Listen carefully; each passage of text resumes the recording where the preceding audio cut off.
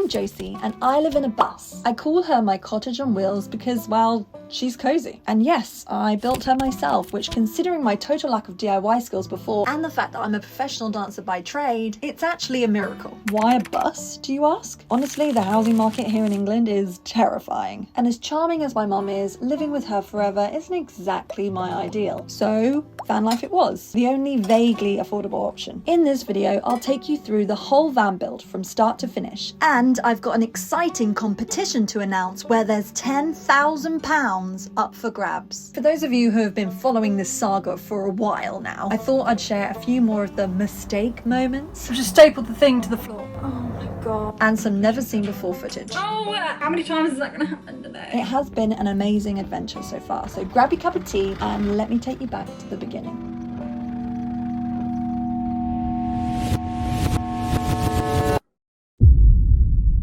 It all began with a search on eBay. Mercedes Vario for sale. Now these things sell quicker than hot chips at seasides, so I knew I had to move fast. I viewed 3. One was too rusty, one was far too big, and one was just right. My very own Goldilocks bus, a Mercedes Vario 614D, and for the sum of £4,000, she was mine. In preparation, I'd already spent the summer doing a few DIY courses. Nothing too intense, just enough to convince myself that I could handle building an entire home on wheels. I had a few priorities for the build. 1, it had to actually feel like home, so comfortable and somewhere I could survive the long British winters without turning into an icicle. Number 2 is I wanted to be smart about it, eco-friendly and basically not bankrupt myself, which for me meant I was going to have to source a lot of good quality secondhand products and tools, which is why eBay was going to become my new best friend. The first job, strip out the seats. So say goodbye to the seats. Bye seats! I even sold them back on eBay, which gave me a little bit of extra cash. A van fund courtesy of the van. Once the seats were out, I could finally see the space that I was working with. All I had to do was get rid of those last little bits that still made the bus, well, a bus, if you know what I mean. Then I put down some new insulation. Mum's in charge of cutting out the insulation. Doesn't fit. Why? I thought you measured it though, Mum. And a wooden floor. Yes, a wooden floor. I'm so fancy, darling, I know. To fix down the floor, I screwed the boards into the battens that I'd laid down earlier for the insulation. And I'm using this 2-piece drill set that I found secondhand on eBay. And actually, here's a little tip if you're actually trying to keep your van build costs down low, especially if you're like me here and I didn't own any tools before this van build. So if I had to go and buy every single tool that I needed for the van build brand new, I'm not joking, that would have cost the earth actually, but buying secondhand tools on eBay just is brilliant. And the really good thing about eBay now is that they have this feature called certified recycled, which basically means that tools and even car parts and things like that, they have been checked, refurbished, and they come with a guarantee. So it gives you that peace of mind, keeps the costs low, and of course buying secondhand is a little bit kinder to the planet, so that's nice too. So yeah, if you need tools but you don't want to spend a fortune, secondhand on eBay is my little tip to you. Anyway, the floor did take me a couple of days and it was a bit of a trial and error, mainly because I was using tools I had never used before. Today was the first day I've used a jigsaw ever! Bloody hell, that's a cringe, isn't it? And look what I cut out. I had to build it around a little box. A diesel heater. And this is what I've cut out. Can you see that? And look, that's a round edge over there. And it fits. Oh, look at me, so pleased with myself. Next, I had to tear down the ceiling. Gained a couple of inches height-wise by doing that. Learning DIY from scratch when you've literally never done it before is a bit daunting, I'm not gonna lie. So very grateful to Pip and Harry for popping in and lending a hand. They're actually a couple of lads that I work with. So at the time of my van build, I was working as a dancer in a West End show in London. So at the time, I was juggling being at the theatre in the evenings and then coming to work on the van during the day. Next was to cut holes in my ceiling for fans and skylights and things like that. You know, classic van life stuff. Oh! That's a big hole. It's That is a big hole! it. Hey. So here's for my next layer of insulation. Yes, 2 layers of insulation. And I grabbed this YBS thermo wrap, I think it is, off of eBay. Honestly, I just really liked that I could see all the sizes that people had. Next, it was time to put up the new ceiling. And I think this was the point where things started to change for me. I was finally gaining confidence with the tools I was using. I've been doing it for a couple of months by this stage. I was starting to feel like maybe I could actually tackle this all on my own. So my next challenge was to tear down the walls. The carpet is off and the ply is in. And put up the new ones. okay, but there's like a bit of a gap. Oh, it's requiring a lot of strength. I wish I had someone to push against it and me.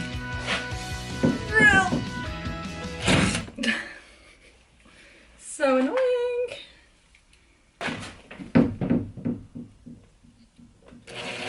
It's because I'm pushing so hard.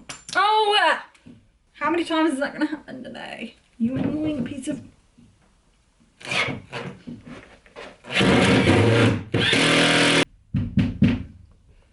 Yes! So this is the first time I've ever put a wall up, so I don't really know how many screws you're supposed to do. But so far I'm doing 1, 2, 3, 4, 5, 6, 7, 8, 9, 10, 11, 12. 12 screws. I'm going to put a few more in for good measure. Yes, I am. One at the bottom.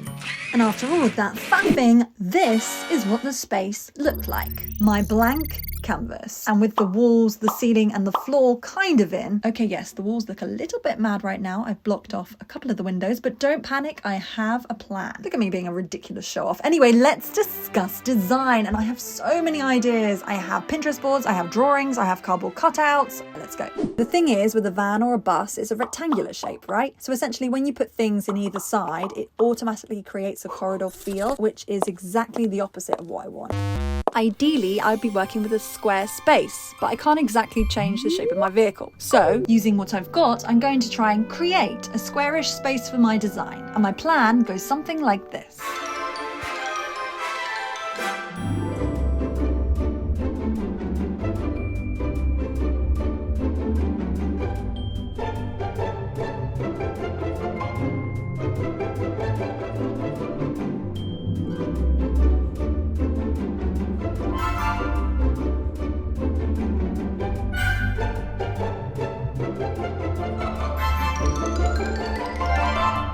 And the heart of my design is this pink L-shaped sprung velvet sofa that I actually made from scratch. That is no small feat. Oh my God, is that even the right saying? Small feat. That doesn't sound right to me right now. I don't know. Anyway, the sofa will be the whole width of my bust, which is 190 centimeters. That's 6'2", roughly the same size as a small cow. And then the L part will be 165 centimeters, which is 5'5", roughly the same size as a donkey. So my grand plan was to buy a secondhand sofa, pull it apart to see how it was made, and then reassemble it to fit the size of my bus. Once I'd figured out the structure and how I could reuse as much of the old sofa as possible, I built a new base frame. And this is the main contraption that I salvaged from the old sofa, the front and the back. I basically just had to cut the ends off and then reattach some bits of wood to hold it together so that it didn't collapse. Then it was time to actually put it together, the base frame with this springy lid thing on top. At this stage, it didn't exactly scream sofa, more like a slightly confused wooden box, but once I added the reclining back that I built, plus the L section area, which instead of proper springs, I actually just did with elastic webbing, and then I covered the whole thing in foam to hopefully make it vaguely comfortable, it finally started to resemble a sofa. A bloody awful sofa, but a sofa nonetheless.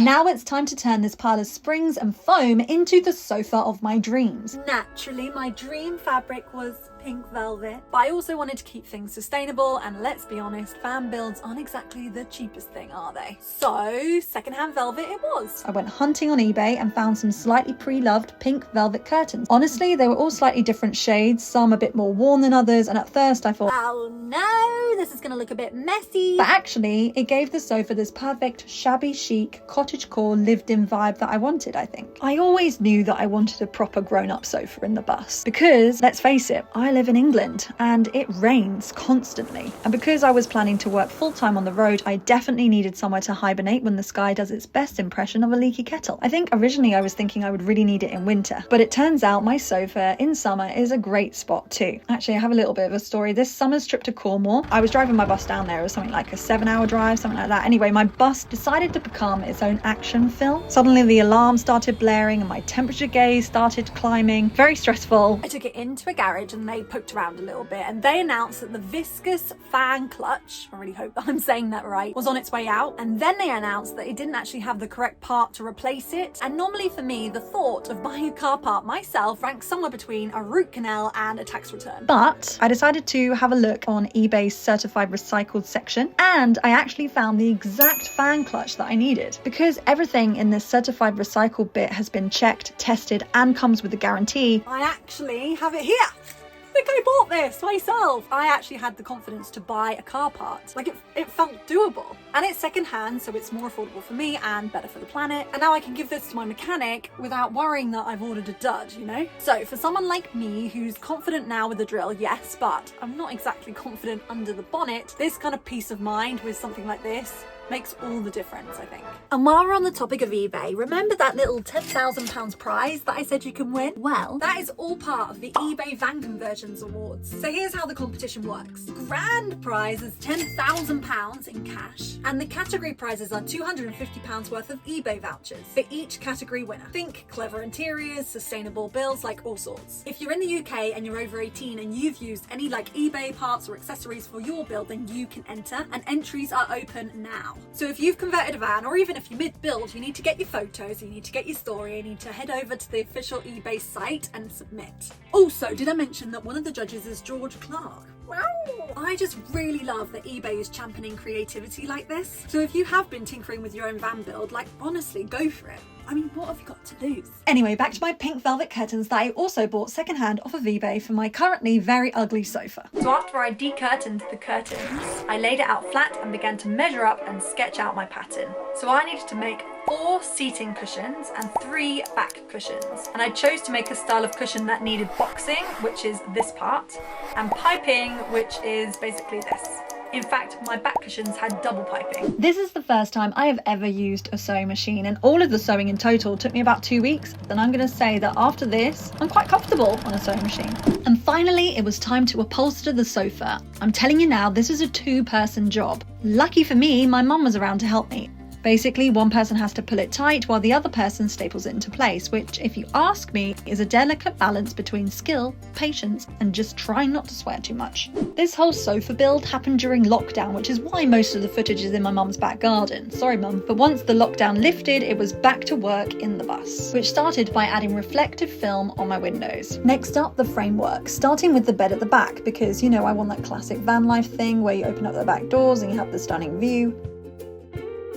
And once I knew how much space the bed was going to take up, I could then move on to my kitchen. I'm building this side today. This side's done. Yes, I'm just building a frame. My sink's going to go above here.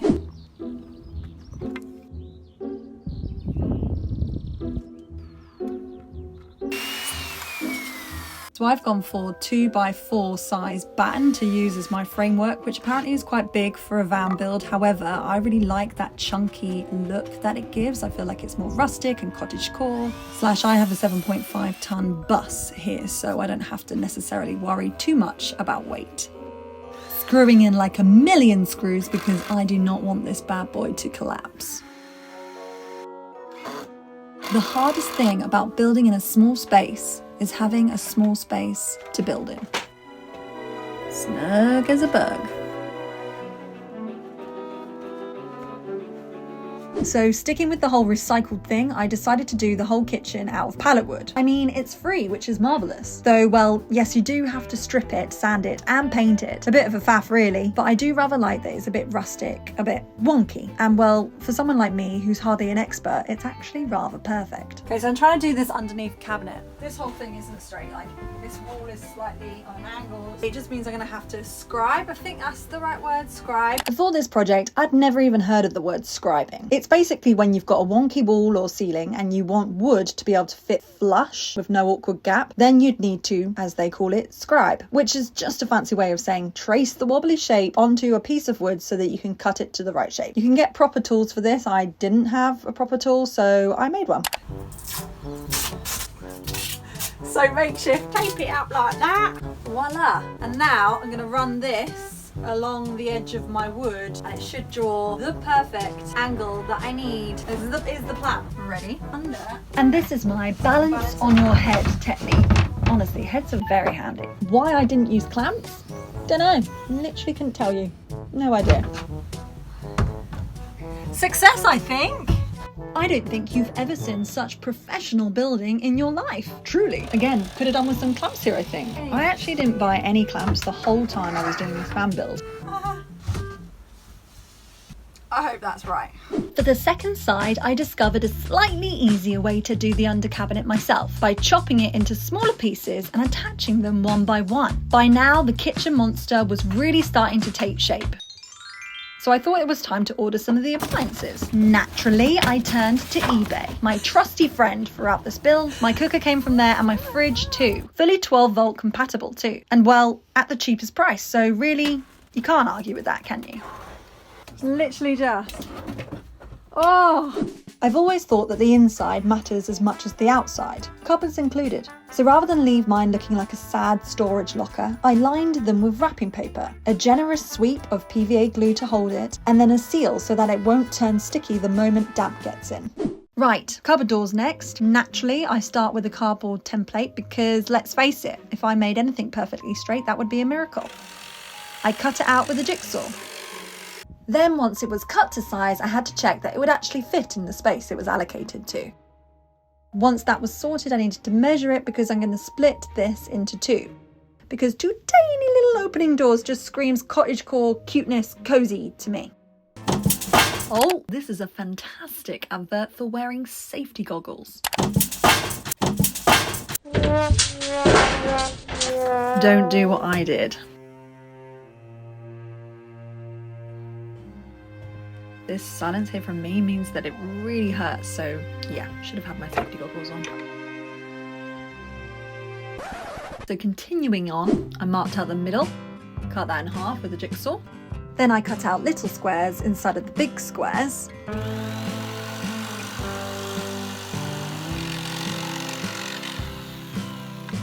Sanding the edges down to make them all smooth, because nobody wants splinters. And then I painted the edges white. Don't worry, I have my reasons and you'll find out soon enough.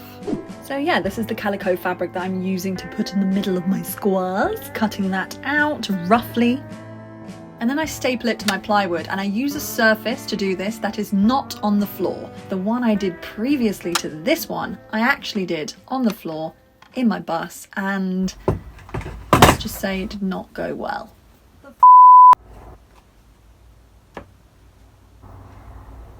I just stapled the thing to the floor. Oh my god, I am such an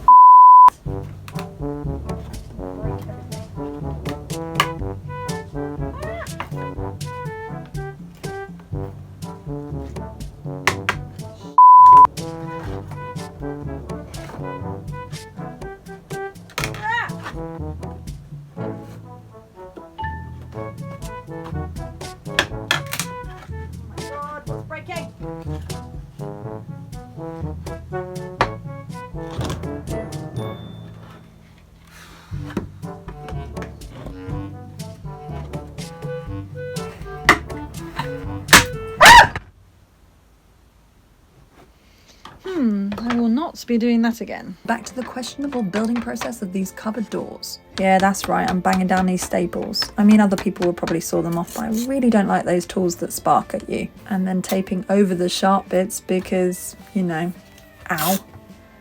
Better tape over them a few times. Like I said, I'm a very professional builder. I then put those flimsy square door things that I'd previously made, put them in the hole where they're going, and then got my pallet wood, placed it on top, and then I nail gun it in. And I did it with all four sides until it looked something like this. It's getting better, it's not so flimsy and however, it isn't finished yet. This piece right here is really pretty pallet wood. I don't know why, but some of the pallet wood ended up prettier than other bits of the pallet wood. I kept these pretty bits to the side so that I could use them for like the face of all my cupboard doors and furniture or whatever I make with these pallet wood things. And just like that, my first kitchen cupboard door was up and on its hinges. I was absurdly pleased with myself in this moment. And it looked exactly like I wanted. Somewhere between a seaside beach hut and a rustic storybook cottage.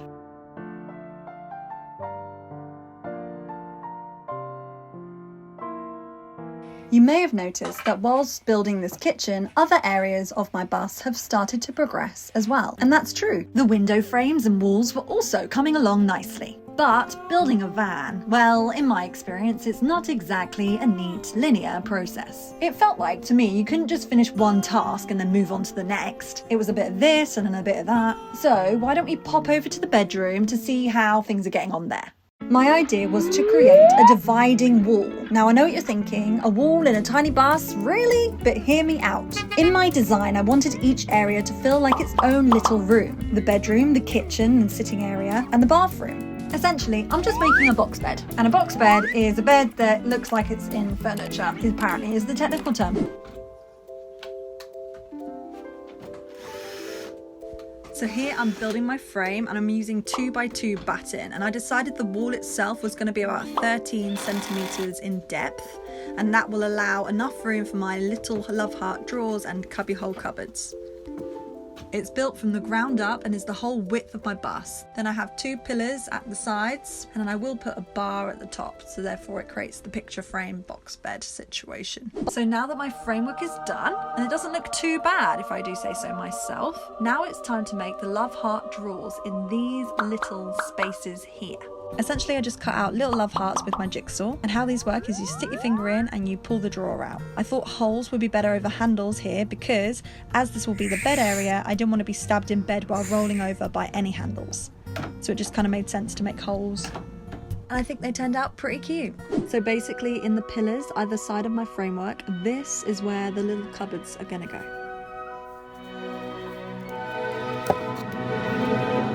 And what I just did just then was put a little block into the framework so I can then put a base for the bottom of my cupboard. Next I used cardboard to kind of make a template sort of thing so I know what size to cut the wood.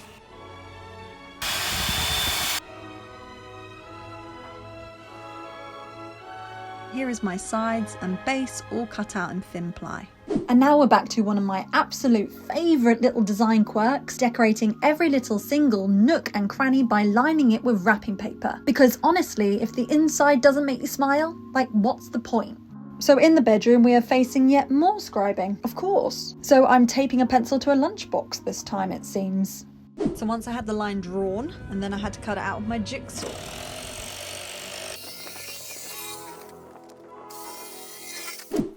Winnie, you're really ruining my film. Thank you. And it fits perfect up here. Now I'm just going to paint it. Oh, paint it and then put it up.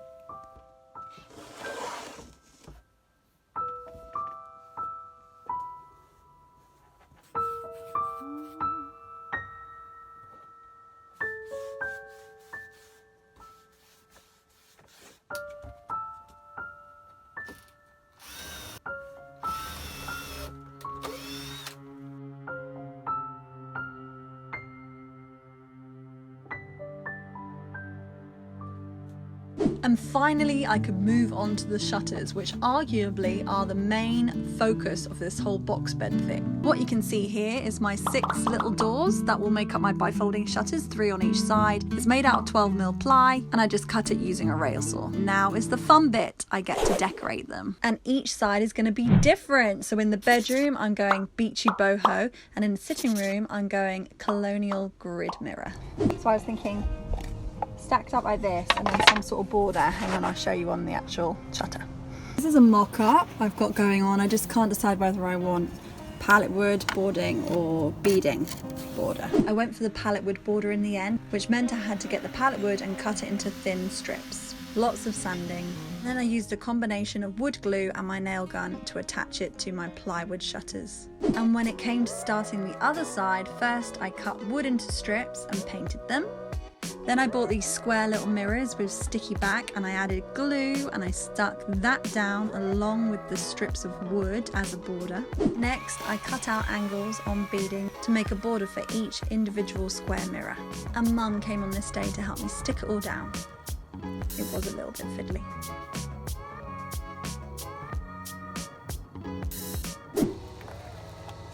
Two. And then the other side. Oh, hello. Now I've got to put on all the hinges on all of the shutters. Come on, let's get this done. Oh no. Oh no. Yeah, you guessed it, I smashed a bloody mirror. And not only one. No! Stop doing that!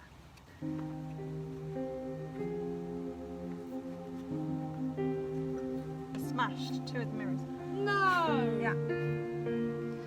I had this going, but one there. Well, whatever. I remain slightly obsessed with these shutters. They give me the luxury of privacy in a space roughly the size of a large wardrobe. Close them and it's a snug little bedroom. Open them and the whole place feels airy again.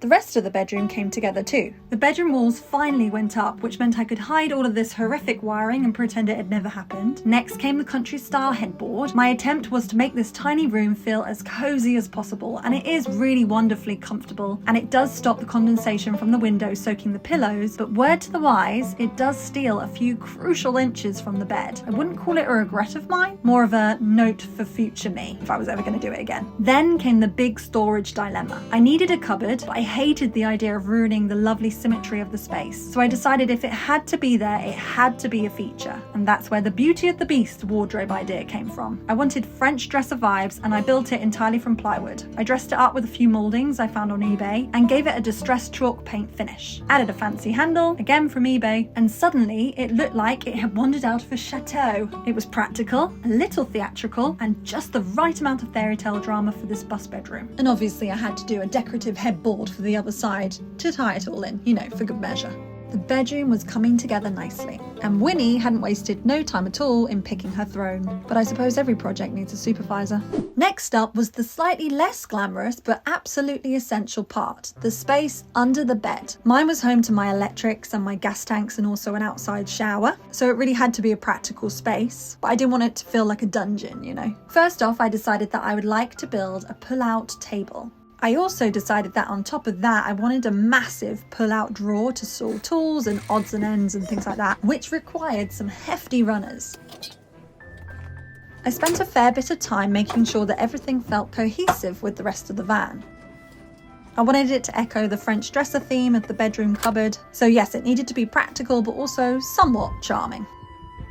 Now let's move on to the cab area. This is the part of my build that I like to call the hallway. Step 1 was a full carpet exorcism. Out with the ancient, questionably scented one, and in with something fresh, after a serious scrub down. Next, I banished the navy blue plastic dash with a can of spray paint. And then I decided to wrap the walls in Hessian. Then it was all about framework for my new cupboards because I really needed storage in this area. Storage for my hats, my coats, my shoes, Winnie's dog treats, food. This is my huge shoe cupboard. And then a place for my stereo. So don't look too closely, but it's actually all right. For decoration, I actually used pages from an old atlas I found in a charity shop. So the cupboard doors for my storage, I like to call my Flintstone doors. They're made out of leftover chicken wire, scraps of those maps, rope handles. And naturally, every single cupboard is lined also with the maps. I wanted to be able to close off the cab from the rest of the bus, so I decided to fit a sliding door made from a reclaimed French shutter. I cut it to size. This was so nerve-wracking because they're my beautiful French shutters. What if I cut off too much? I think I'd cry. Then I had to make sure that I hadn't cut off too much and it actually fitted now. Eek. Hooray! That's a relief. Here I am cracking on fitting the brackets for the sliders.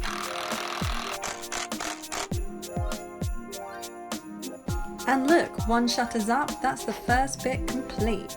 But it doesn't quite fit. Yeah, I've got a massive gap here if you hadn't noticed. But that's okay, because I've got 2 shutters, and I don't know if you can tell, but this is like one bit and a little bit.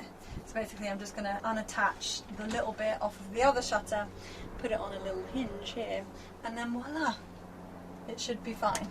Should be.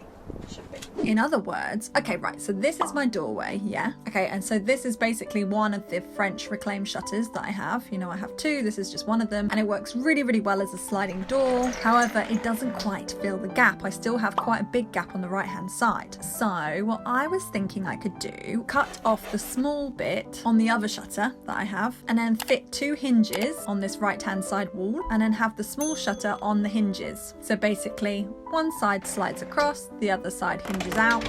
I feel like that will be great. And it worked perfectly, and it's bloody stunning. It's so lush to have an original feature of something in my bus. So, seating. I decided I was going to reupholster the driver's chair. Most people have advised me to take off the original cover and redo it. So I decided to not do that and to make my own way. Oh dear. Doing it, which involves spray painting a really nice colour on the back, and I'm literally going to sew on top. I'm going to treat this chair like a tailor-made jacket, so the plan is to cut 4 separate panels, sew them together, and then stitch the whole thing neatly over the top of the existing seat. But first off, I got to make templates from my panels. I'm using newspaper for this, folding the newspaper and pinning it to the chair to fit each panel.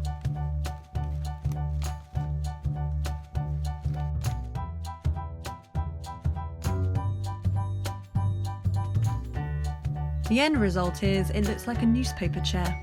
Then I pinned my templates onto my fabric. Now I'm measuring an inch away from each template on the fabric, and that will give me a sewing allowance. Next is to cut them out and then sew them together. So I've sewn all the pieces together. I feel like it looks quite good. I'm going to iron it before I sew it on, but now what I'm basically doing is tacking it to the back of my seat. I'll start with this middle line, sewing that to that middle line, and then I'll go down these middle lines and I'll do the edges last. Once I fitted the seat back together and put the driver's seat back into the bus, I added a passenger seat for good measure. This is actually a retired London taxi seat that I grabbed secondhand off eBay, and I had a welder build a sturdy frame from the chassis of the bus to the ceiling so it's proper safe and seatbelt legal. There is one more space inside that I haven't shown you yet, the bathroom. It's really just 2 tiny rooms, a shower on one side. This area is my shower, you know, washing the hair, and a toilet on the other. I guess calling them rooms is a little bit generous. Though I was quite adamant to keep the spaces separate, I'm just not really a fan of those wet room thingies. I don't want a soggy sock. Style-wise, I wanted a beach shack theme in the bathroom, and there is a design hack here that makes this whole area a one big bathroom. So here's my bus, and here is the mirrored door that closed off the kitchen. If I open that door, it leads you into a little corridor with a mirrored door at the other end, and if I slide that open, that takes you through to the cab area. However, if I stayed in the corridor and then closed the mirrored door to the kitchen, I then create a big bathroom here. See, look, I told you, it's quite a big bathroom, hey? For such a small space anyway. I feel like this is quite clever. Right, outside we go. The bus wasn't exactly showroom ready. There were a few rusty bits that needed sorting, so I just sanded them down and filled them, essentially. It's a little bit of a messy job, and I wasn't perhaps the best at it.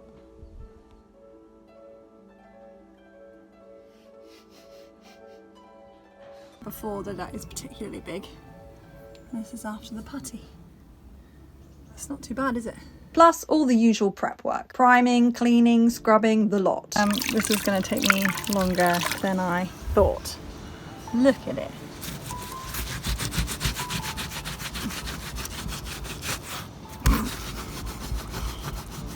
Maybe I needed a brush or something.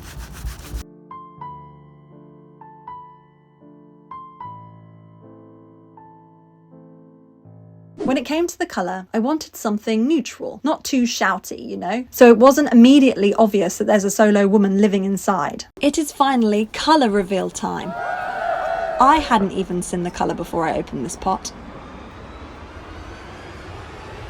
Looks like yellow. This was not the colour that I was expecting. I was expecting the colour fawn. You know, fawn, a baby deer. In the picture it even had a touch of pink. I was expecting a brown, beigey, pinky colour, not a pot of honey.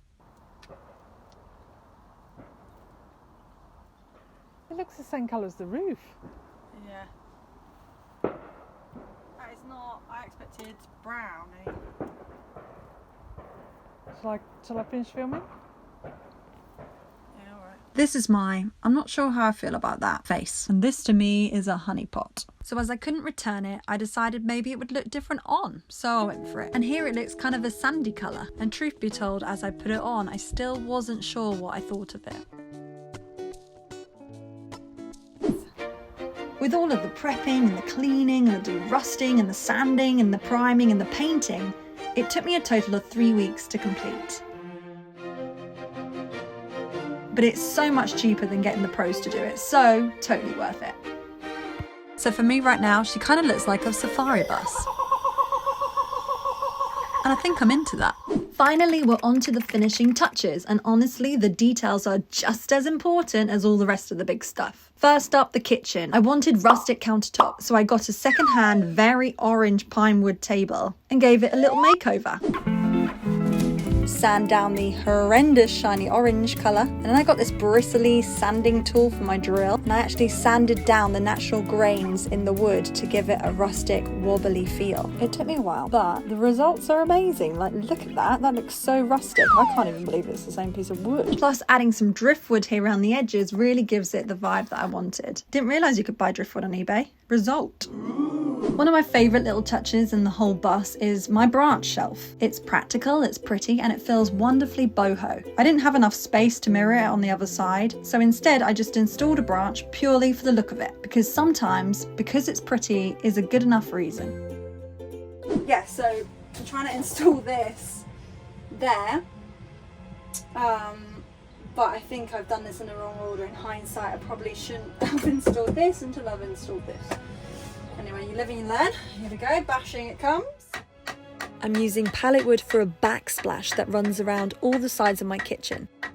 Let's just hope it's the right size, so I don't have to get it out. And this is me just trying to fit it in behind the stick that I've just installed. Look at that. Perfecto.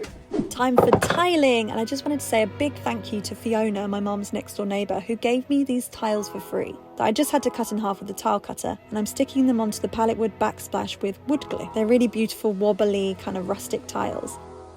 And once grouted, it was bloody gorgeous and looked like it had always been there.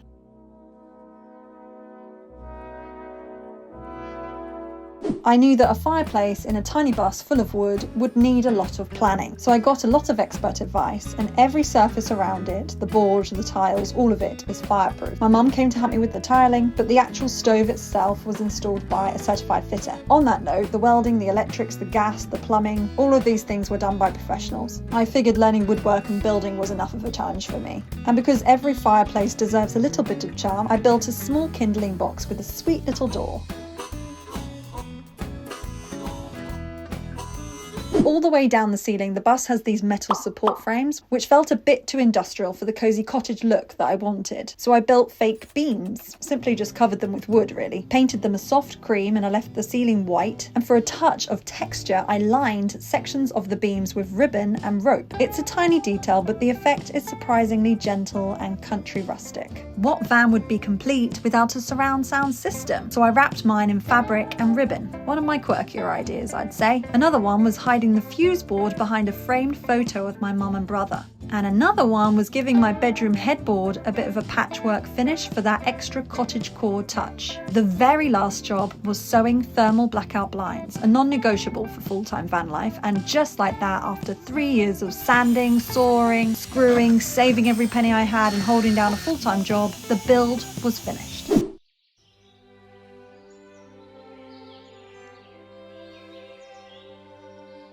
I want to say a big thank you to eBay for partnering with me on this video. Honestly, it couldn't be a better fit. As you can tell, so much of my build came from eBay, so working with them on this video feels like it was definitely meant to be. Oh, and don't forget to enter the eBay Van Conversion Awards competition for your chance to win that £10,000. I actually entered it last year, and while I didn't win, I did win the category Most Creative Build, so I'm pretty chuffed with that. The link's in my bio. Over these 3 years, I've changed just as much as the bus has. I started out having never used a power tool, needing a lot of moral support to just pick up a drill. Now I can look around at this home and know I built it with my own hands. It took me a long time, longer than most van builds I'd say, but that time was exactly what I needed and gave me the space to grow into someone who's confident in creating. I have to admit, I really love the home that I've created, and thank you so much for following me along on this journey.